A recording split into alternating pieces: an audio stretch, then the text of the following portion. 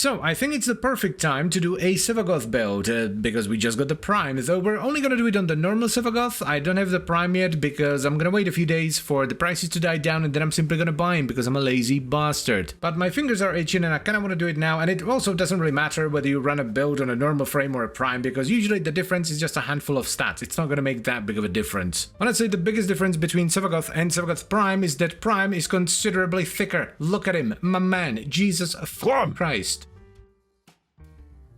So the idea for the build is pretty simple. I want to focus on Shadow Haze to get a bunch of flat crit, scale that as much as we can whilst also getting as much chunk as possible. So let's start off by putting on Shadow Haze. This is a very good augment. It makes reaping enemies much easier, and it also scales with strength, so you can get a ton of flat crit from this. We're actually going to run Combat Discipline, which is a weird aura, but there is a reason for it. Combat Discipline triggers Arcane Avenger, which is another flat crit buff that will stack additively on top of Shadow Haze. Now, you don't need to run Combat Discipline with Arcane Avenger. It's usually just fine on its own, but the damage you take from Combat Discipline makes Arcane Avenger far more consistent. Second Arcane, bit of a no-brainer, Molt Augmented for a ton of, well, not free strength, but a bunch of strength for Shadow Haze to scale the crit chance bonus. Now, since I am a simpleton when it comes to defenses, I think we're just gonna go Adaptation, Health, and Armor. Let's slap it on and hope that we can get enough health and armor to make it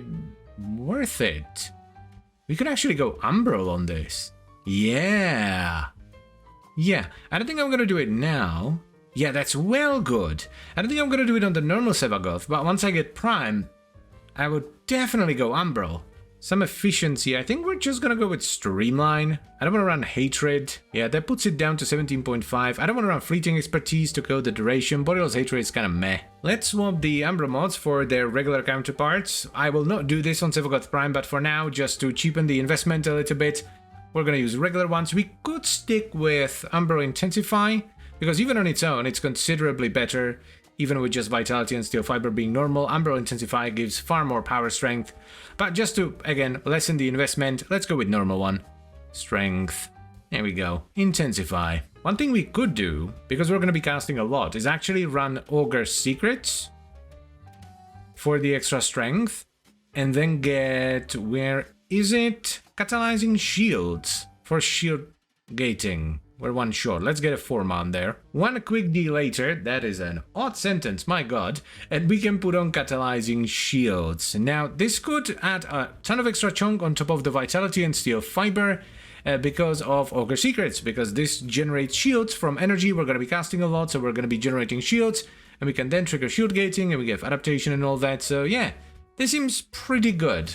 Like a good baseline for a build. Now, this setup will include a pet and a Darzakava to be more specific because of Cat's Eye. We're also running Tech Enhance to increase the duration of Cat's Eye and give it better uptime. And then, which again just makes sense. And then we're running Tenacious Bond with Bite to get crit multiplier as well. We need to turn on Gloom first so that we can actually survive, and I got knocked down right away. Did not die though, which is good. Then we Reap and big crits. Yep, that's up, and I'm dead. From a Bombard Rocket. We are considerably squishier than we should be because we just used the format. We're rank 0, so we're missing all the level up health and armor and all that. So this should be tankier once it's leveled up. Man, it seems to be working just fine though. Jeez, that's finally the mission I've been faffing around for like an hour. So far, I am absolutely loving it. It's hyper beefy with Gloom and all that. And even if you do die, you get the passive, so you can just, you know, shank a few enemies and you're back to full health. And we're doing loads of damage as well. This is a new core that's not modded for crit at all, so all the crit you see is from the setup itself. However, I'm having some issues with energy every now and then. And while we could just fix that with Zenuric, I think we're gonna try and figure out something else. Get up, Grumpy. Don't embarrass yourself in front of the internet people, Jesus Christ. Ho ho ho, absolutely fabulous single target with all that extra crit. Very nice. Yeah, this is pretty much what I wanted. We just need to fix the energy issue. I don't think shield gating is doing all that much for us, so let's take it out and replace it with Hunter Adrenaline for some very lazy energy generation. It's kind of unnecessary because I'm gonna be doing this build on the Prime in a few days, but I want to put on an Exiles mod. I don't think we need more range, so we're just gonna go with Power Drift And for that we need another format, so let's max this out, put on the format, and then we can put on power drift. Oof, sheesh, yeah, this does happen sometimes, not very often though. The build is fairly beefy, and even if it does happen, it's not that big of a deal. You just shank a few dudes and there we go, we're alive again. Yeah, I'm liking this an awful lot. It's a very comfy build. I almost forgot. Now that we've added Hunter Adrenaline, we have no energy issues whatsoever. We're basically at full energy all the time and it feels super duper nice. Necrolite damage is spicy. Let's put a V right here and get power drift on there. That's pretty much it. Now that we've put on another format, we're once again a little bit squishier, but it's not gonna last very long because you level up fairly fast in Steel Path. We are absolutely demolishing the Murmur, my god. What the f- That was a- Did you see that? That was a Necramech. Malise, are you seriously gonna die before you do your thing? No way. No way! What an embarrassment, Malise. What are you doing, my dude? I love this so very much. Like, it might not be the strongest Sevagoth build or even like the best rebuild or whatever, but everything combined, when you take into account everything, like the way it feels, how tanky it is, and how much damage it adds to your weapons, it's just, so good.